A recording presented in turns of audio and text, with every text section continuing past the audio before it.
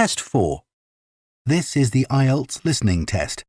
You will hear a number of different recordings and you will have to answer questions on what you hear.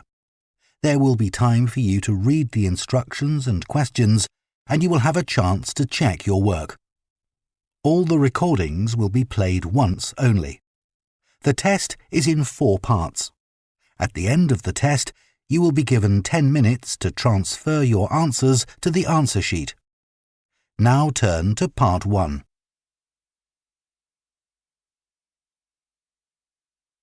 Part 1. You will hear a man phoning to inquire about a cleaning service for his apartment. First, you have some time to look at questions 1 to 5.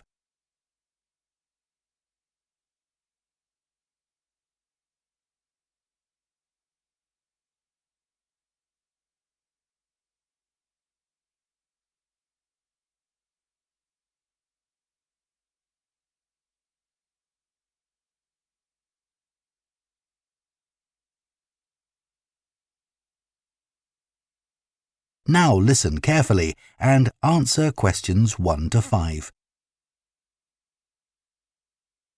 Hello, Easy Life Cleaning Services, Jacinta speaking. Oh, hello. I'm looking for a cleaning service for my apartment. Do you do domestic cleaning? Sure. Well, it's just a 1-bedroom flat. Do you have a basic cleaning package? Yes, for a 1-bedroom flat, we're probably looking at about 2 hours for a clean. So we'd do a thorough clean of all surfaces in each room and polish them where necessary. Does your apartment have carpets? No, I don't have any, but the floor would need cleaning. Of course, we'd do that in every room. And we'd do a thorough clean of the kitchen and bathroom. Okay. Then we have some additional services which you can request if you want. So, for example, we can clean your oven for you every week. Actually, I hardly ever use that. But can you do the fridge? Sure. Would you like that done every week? Yes, definitely. And would ironing clothes be an additional service you can do? Yes, of course. It wouldn't be much, just my shirts for work that week. That's fine. And we could also clean your microwave if you want. No, I wipe that out pretty regularly, so there's no need for that. We also offer additional services that you might want a bit less often, say every month. So, for example, if the inside of your windows need cleaning, we could do that. Yes, that'd be good. I'm on the 15th floor, so the outside gets done regularly by specialists, but the inside does get a bit grubby. And we could arrange for your curtains to get cleaned if necessary. No, they're okay. But would you be able to do something about the balcony? It's quite small and I don't use it much, but it could do with a wash every month or so. Yes, we can get the pressure washer onto that. Before you hear the rest of the conversation, you have some time to look at questions 6 to 10.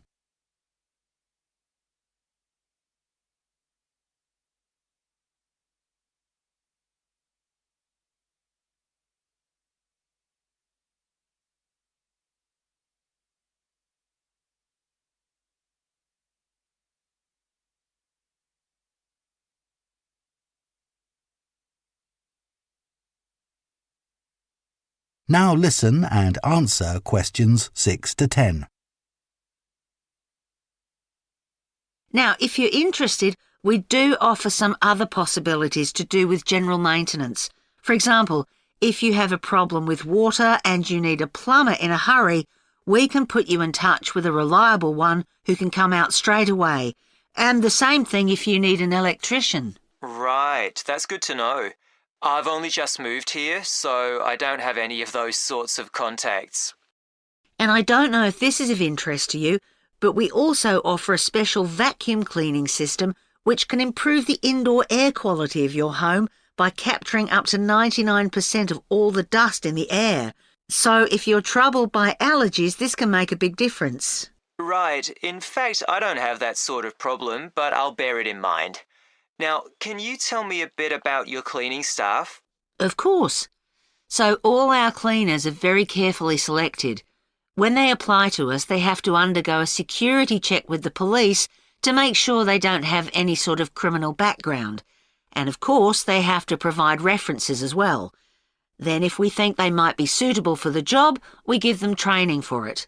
That lasts for 2 weeks, so it's very thorough, and at the end of it they have a test. If they pass that, we take them on, but we monitor them very carefully. We ask all our clients to complete a review of their performance after every visit and to email it to us, so we can pick up any problems straight away and deal with them. Okay, well, that all sounds good. And will I always have the same cleaner? Yes, we do our best to organise it that way, and we usually manage it. Good, that's fine. Right, so I'd like to go ahead and... That is the end of Part 1. You now have half a minute to check your answers to Part 1.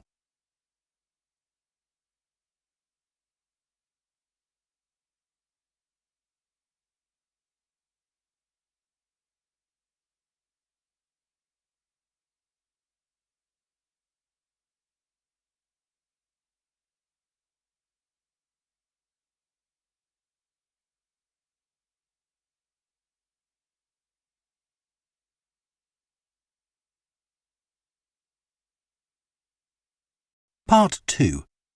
You will hear a training manager giving a talk to a group of senior staff from a hotel chain about the problem of high staff turnover.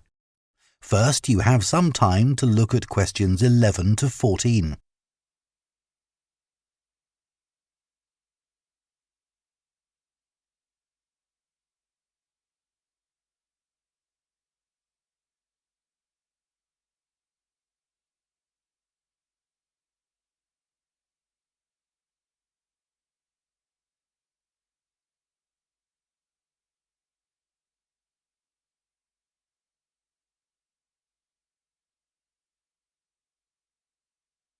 Now listen carefully and answer questions 11 to 14.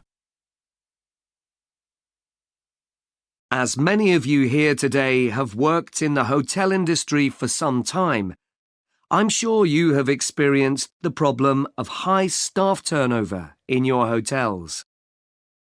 Every hotel relies on having loyal and experienced members of staff who make sure that everything runs smoothly. If staff are constantly changing, it can make life difficult for everyone. But why do staff leave frequently in many hotels? Of course, many hotel jobs, such as cleaning, are low-skilled and are not well paid. A lot of managers think it's this and the long hours that are the main causes of high staff turnover. But what they don't realise is that it's the lack of training in many hotel jobs which is a huge factor. So what kind of problems does a high turnover of staff cause? Well, having to recruit new staff all the time can be very time-consuming, and managers may have to cover some duties while waiting for new staff to arrive. This means they don't have time to think about less immediate problems, such as how to improve their service. When staff leave, it can also severely affect the colleagues they leave behind. It has a negative effect on remaining staff, who may start to feel that they too should be thinking about leaving. So what can be done to change this situation? Firstly, managers should stop making basic errors which leave their staff feeling upset and resentful. When organising shifts, for example, make sure you never give certain staff preferential treatment. All staff should be given some choice about when they work, and everyone should have to work some evening and weekend shifts. If you treat staff fairly, they'll be more likely to step in and help when extra staff are needed. Keeping staff happy has other tangible benefits for the business. Take the Dunwich Hotel as an example. It had been experiencing a problem with staff complaints and, in order to deal with this, invested in staff training and improved staff conditions. Not only did the level of complaints fall, but they also noticed a significant increase in the amount each customer spent during their stay. They have now introduced a customer loyalty scheme, which is going really well. Before you hear the rest of the talk, you have some time to look at questions 15 to 20.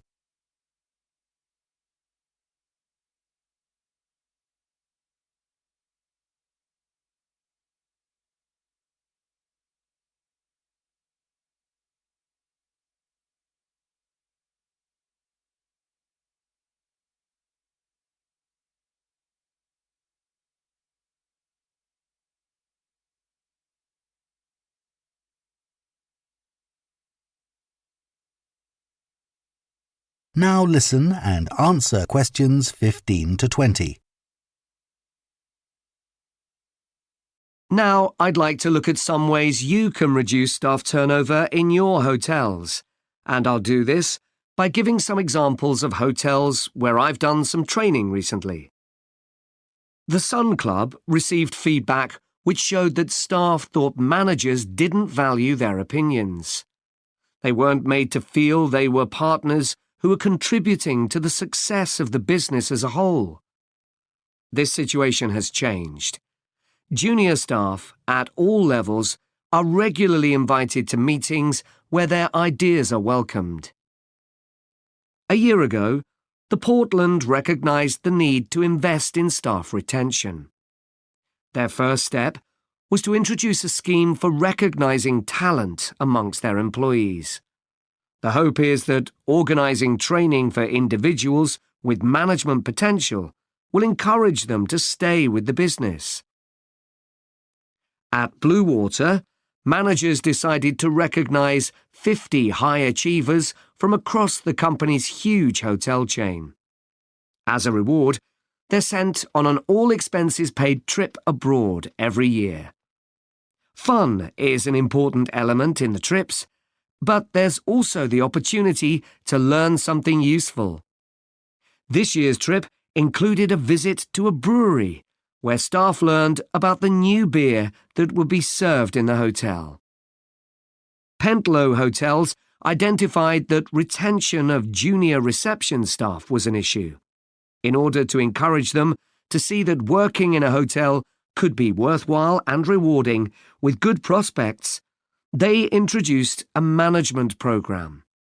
These staff were given additional responsibilities and the chance to work in various roles in the hotel. Green Planet wanted to be seen as a caring employer.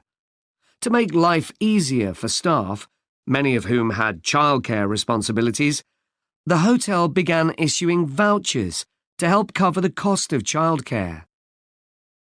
Louise Marsh at the Amesbury has one of the best staff retention rates in the business.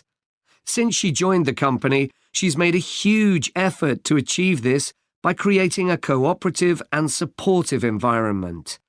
For her, the staff are part of a large family where everyone is valued. OK, now I'd like to move... That is the end of Part 2. You now have half a minute to check your answers to Part 2.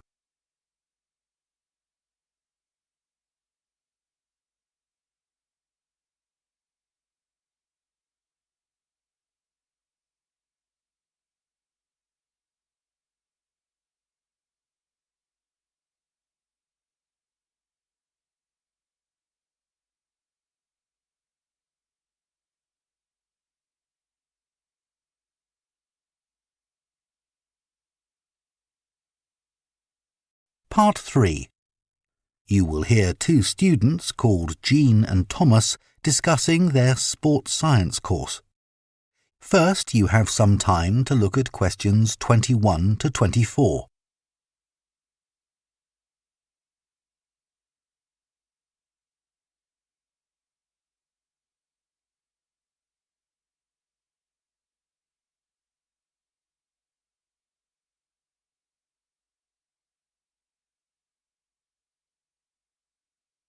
Now listen carefully and answer questions 21 to 24. Hi, Thomas. How are you enjoying the course so far? Yeah, I think it's good. Remind me, why did you decide to study sports science? Didn't you want to be a professional athlete when you were at school? Yeah, that was my goal, and all my classmates assumed I would achieve it. They thought I was brilliant. That must have been a nice feeling. I thought I could win anything. There was no one who could run faster than me. Exactly. So what happened? Did your mum and dad want you to be more academic? Not at all. Perhaps they should have pushed me harder, though. What do you mean? I think I should have practiced more. What makes you say that? Well, I went out to Kenya for a couple of weeks to train. Really? I didn't know that. I was chosen to go there out of loads of kids and run with some of the top teenage athletes in the world. And I was so calm about it. I just kept thinking how fortunate I was. What a great chance this was. Everyone back home was so proud of me. But once we started competing, I very quickly realised I wasn't good enough. That must have been a huge shock. I thought, this can't be happening. I was used to winning. I'm sorry to hear that. It's okay. I'm over it now, and I think it's much better to do a university course. And this one has such a variety of sports-related areas. It's going to be good. Oh, I agree. I chose it because of that. Before you hear the rest of the discussion, you have some time to look at questions 25 to 30.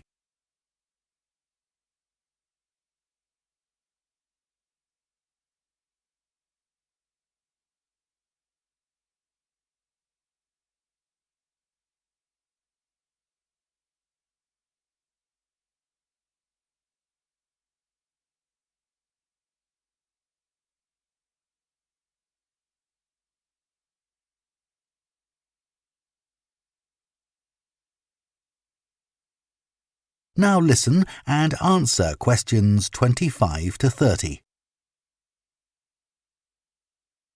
So, Jian, have you thought of any ideas for the discussion session next week on technology and sport? We have to cover more than one sport, don't we? Yeah. You know, we always think technology is about the future, but we could gather some ideas about past developments in sport. Look at early types of equipment, perhaps. I remember reading something about table tennis bats once, how they ended up being covered with pimpled rubber. 'Cause they were just wooden at first, I'd imagine. Yeah. In about the 1920s, a factory was making rolls of the rubber in bulk for something like horse harnesses. Really? Yeah, and someone realised that it would make a perfect covering for the wooden bats. So, what about cricket? That's had a few innovative changes. Maybe the pads they wear on their legs? I don't think they've changed much, but I'm just looking on the internet. And it says that when the first cricket helmet came in 1978, the Australian batsman who first wore it was booed and jeered by people watching because it was so ugly. Wow! Players have to protect themselves from getting hurt. I mean, everyone wears one now. Unlike the cycle helmet. Well, unless you're a professional. But you're right, many ordinary bikers don't wear a helmet. Hey, look at these pictures of original helmet designs. This one looks like an upside-down bowl. Yet the woman's laughing.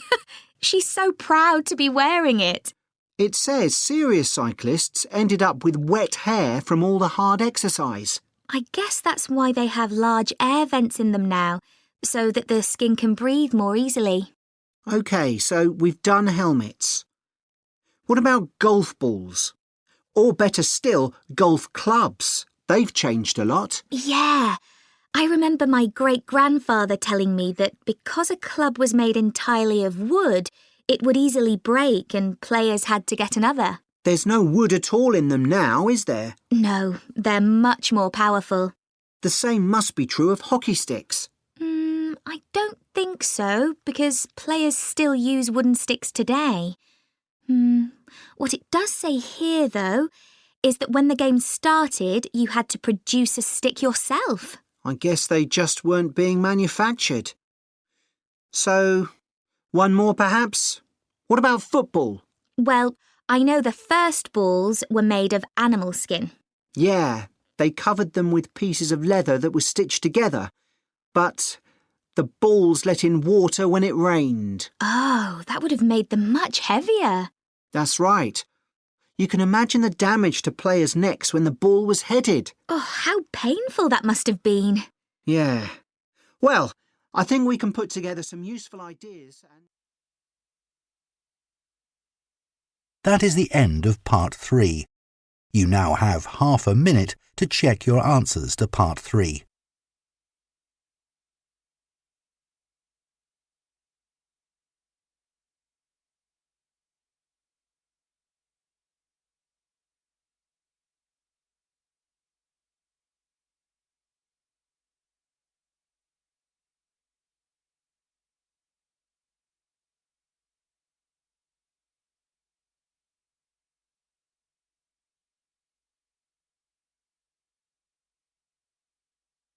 Part 4. You will hear a presentation by a food science student about the production of maple syrup. First, you have some time to look at questions 31 to 40.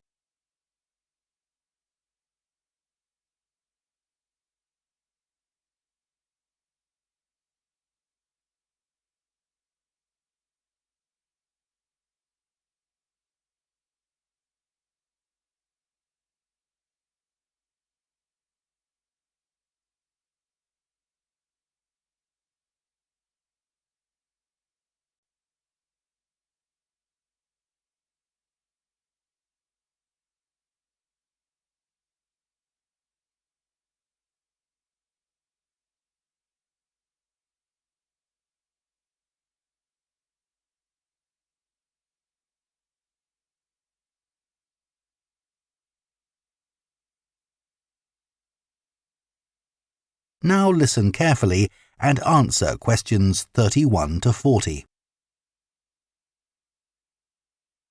Hello, everyone.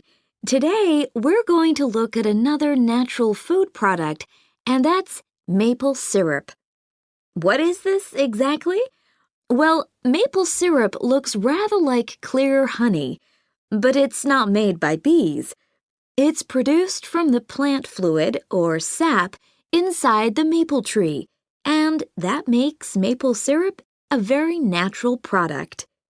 Maple syrup is a thick, golden, sweet-tasting liquid that can be bought in bottles or jars and poured onto foods such as waffles and ice cream, or used in the baking of cakes and pastries.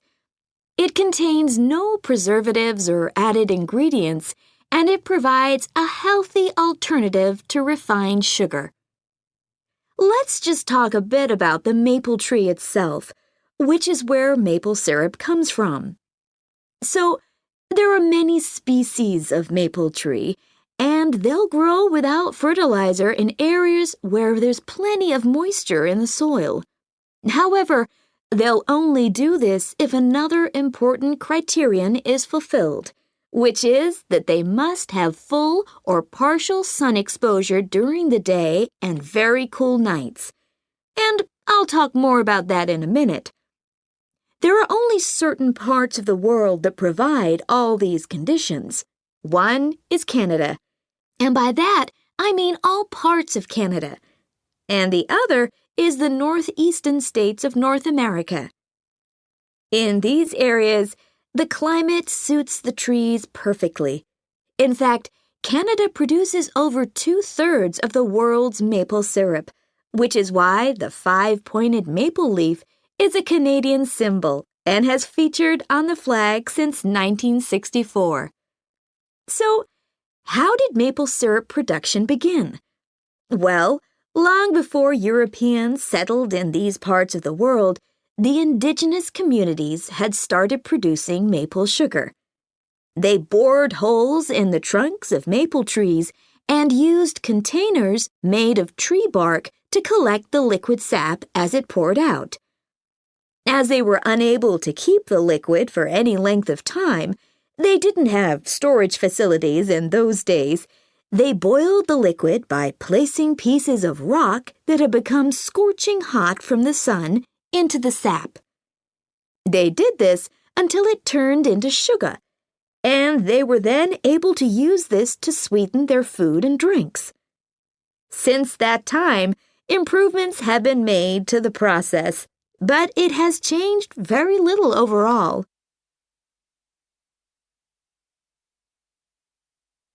So, let's look at the production of maple syrup today. Clearly, the maple forests are a valuable resource in many Canadian and North American communities. The trees have to be well looked after, and they cannot be used to make syrup until the trunks reach a diameter of around 25 centimeters. This can take anything up to 40 years. As I've already mentioned, maple trees need the right conditions to grow and also to produce sap. Why is this? Well, what happens is that during a cold night, the tree absorbs water from the soil, and that rises through the tree's vascular system. But then, in the warmer daytime, the change in temperature causes the water to be pushed back down to the bottom of the tree. This continual movement, up and down, leads to the formation of the sap needed for maple syrup production. When the tree is ready, it can be tapped, and this involves drilling a small hole into the trunk and inserting a tube into it that ends in a bucket. The trees can often take several taps, though the workers take care not to cause any damage to the healthy growth of the tree itself. The sap that comes out of the trees consists of 98% water and 2% sugar and other nutrients. It has to be boiled so that much of that water evaporates, and this process has to take place immediately using what are called evaporators. These are basically extremely large pans. The sap is poured into these. A fire is built, and the pans are then heated until the sap boils. As it does this, the water evaporates and the syrup begins to form. The evaporation process creates large quantities of steam, and the sap becomes thicker and denser, and at just the right moment, when the sap is thick enough to be called maple syrup, the worker removes it from the heat. After this process, something called sugar sand has to be filtered out, as this builds up during the boiling and gives the syrup a cloudy appearance and a slightly gritty taste. Once this has been done, the syrup is ready to be packaged so that it can be used for a whole variety of products. It takes 40 liters of sap to produce 1 liter of maple syrup, so you can get an idea of how much is needed. So that's the basic process. In places like Quebec, That is the end of Part 4. You now have 1 minute to check your answers to Part 4.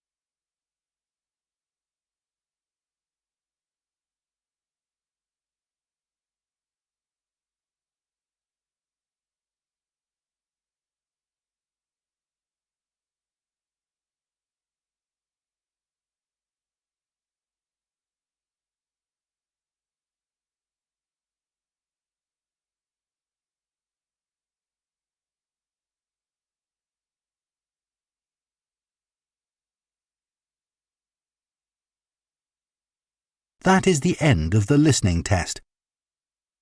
In the IELTS test, you would now have 10 minutes to transfer your answers to the answer sheet.